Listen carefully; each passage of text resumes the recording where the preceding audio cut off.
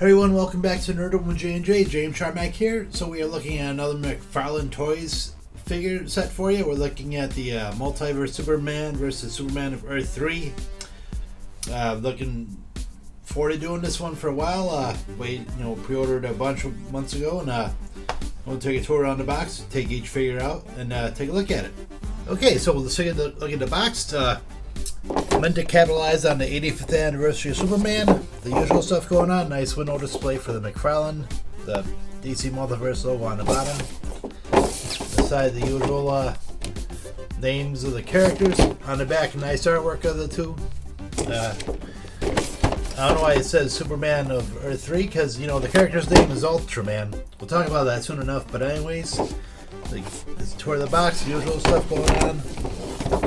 And take them out. We'll start with Superman Rebirth, and we'll go take a look at Ultraman. So we have Superman Rebirth, Superman 52, whatever you want to call him, out of the package. Looking, yeah. The suit looks all right. I dig the suit. You know, I would have liked if, say, the abs were sticking out a little bit more. But you know, the suit looks just fine. No S on the back.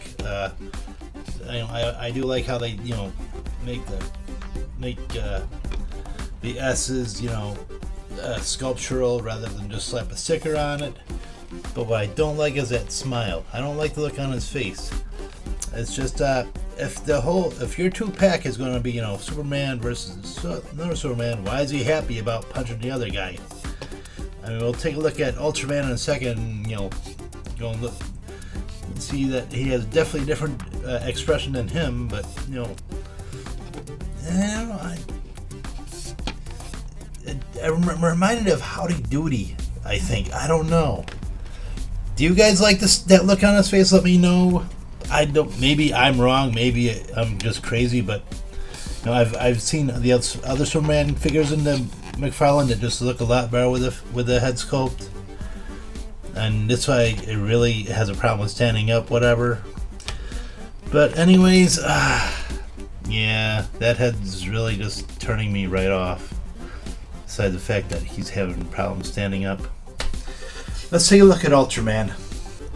And Ultraman, it's definitely a whole different ball game. Obviously, he's got an angry look, you know, like ready to send out some, you know, laser beams out of his eyes. Looking pretty cool. I like the outfit. I like how, you know, it's not an S, okay? It's a U. He's Ultraman. Clark Kent from an alternate universe was an astronaut, went into space, came across kryptonite, and it gives him powers. And he's like, you know what's awesome with superpowers? Being evil, because evil is the way to go. So Ultraman's like from an Earth where they're known as a crime syndicate of America. So anyways, pretty cool looking. I like the way that this cape looks, especially like it's flowing like in the wind. Obviously it's more in tune with your 52, more or less, Superman, I guess.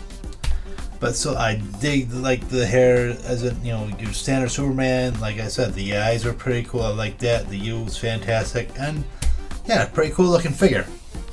So let's take a look at all the accessories that come with this 2-pack. So you got a bunch. So the two figures come with the usual stuff. Each one comes with a character card, your standard DC base.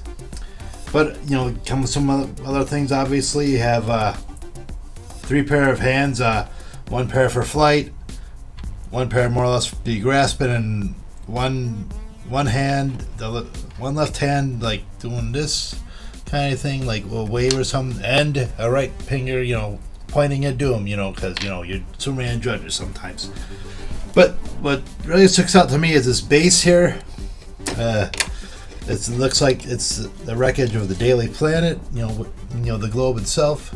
So you can see, if you can take a look at it, looks pretty cool, which you know you'll probably stand the 2 figures on, as well as it comes with a mini, you know, statue kind of figure of the Atom from the Crime Syndicate of America. Doesn't have any articulation or whatever, but pretty cool. So let's take a look at the articulation of at least one of the figures, because they both have the same articulation figure. So look onto those, put on a pose or two, and see how it looks.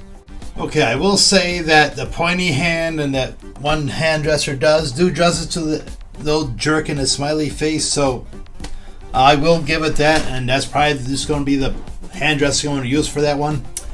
Anyways, let's talk articulation because they both have pretty much the same type. His head goes back that far, goes forward that far, all the way around, tilt to the side, tilt to the side. Arm goes up that far, has a butterfly hinge so I can bend the arms back and forward. Rotate all the way around. Bicep rotation, double joint at the elbow, wrists back and forth in rotation, and like I said, you could remove the hand as at will. You can bend back that far with the joints in the hip and the diaphragm. Bend forward that far. Rotate both on the diaphragm and the hip as needed. Legs go apart that far. Go forward and back super far. Can bend go that far. Double joint at the knee. Ankle articulation and bendability, as well as toe articulation. So the usual stuff. Nothing really new from Mcfarlane articulation. So there you go. Let's see if we can get them to stand up. That seems to be the problem with these two figures. They don't want to stand up so well. Use the base. Because like I said, for some reason these two don't want to stand up.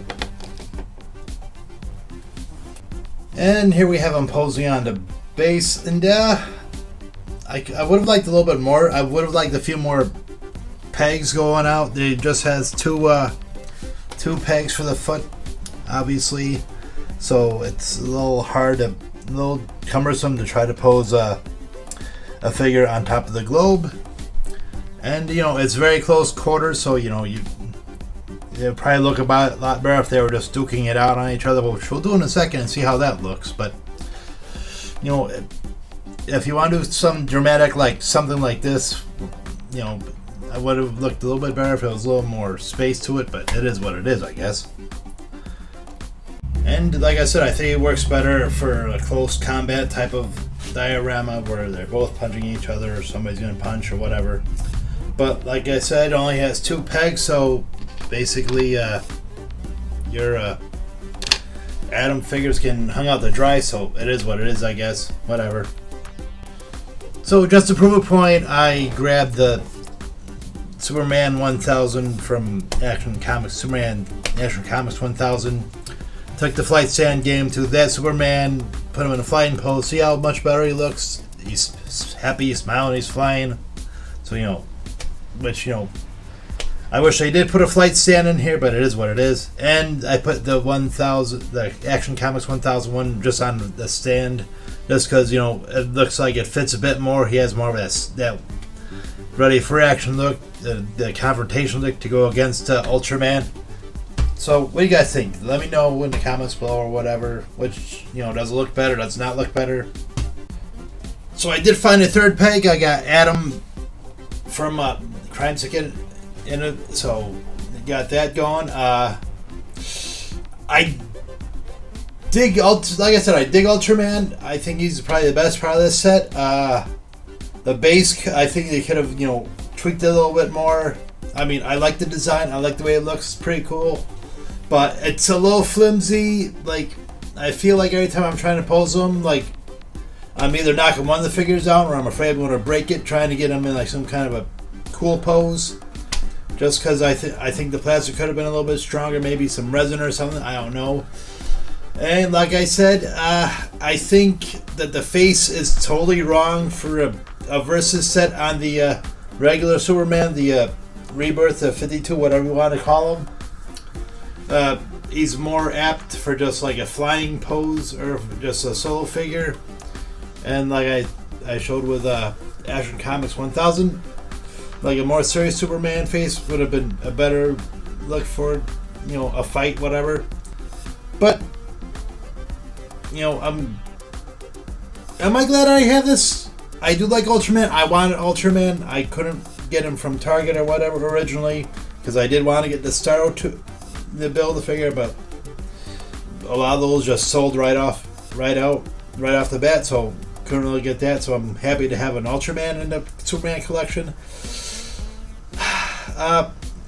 The Superman, obviously, like I said, he looks a lot better if you're putting him in a flying pose, so we'll probably stick him in and a flight stand. So, you know, at least he's happy doing that. So, yeah, there you go. $40. If you can find Ultraman somewhere else, I'd probably get that. Anyways, thank you guys for watching. Hope you guys did like this review. If you disagree with what I say, if you like the set, let me know in the comments below. But, you know, I'm just calling it like I see it. I don't have to like everything I like. I look forward to things, and sometimes I get disappointed, but it is what it is. So, that's it for this review. Got a whole bunch of other reviews, obviously. I'm trying to get to figures from last year, trying to get figures from this year, trying to get movie reviews from this year. We'll see how everything goes. You know, time is, you know, a rarity for me, usually making these videos, obviously, since I put them out every now and then rather than every other day or like I used to. But I'm trying, so we'll see how it goes. Anyways, my name is James Sharmack. This has been a Nerdum with J&J. Thank you guys for watching, and as always, keep on collecting. Happy hunting.